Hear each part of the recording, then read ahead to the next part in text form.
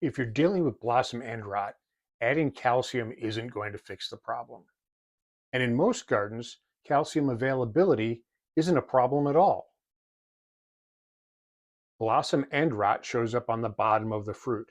The blossom end is a dark, sunken, leathery spot. It's usually blamed on a calcium deficiency. And it is, but not a deficiency in the soil, but rather a deficiency in the plant. And calcium can only move to the plant with water.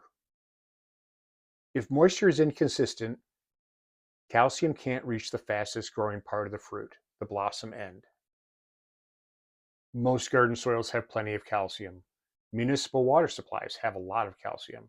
Well water often has even more.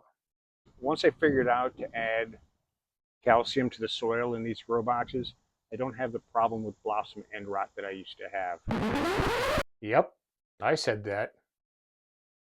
I thought I knew what was going on, but when I dug a little deeper, I learned. And I've been doing this for over 20 years. And when I learn something new, I pivot. So what changed for me wasn't just adding dolomite. It was becoming obsessive about watering the tomatoes and keeping consistent water supply. Dolomite can buffer the soil and improve baseline conditions, but it has nothing to do with watering. So if you have blossom end rot, stop chasing calcium and start chasing consistent moisture.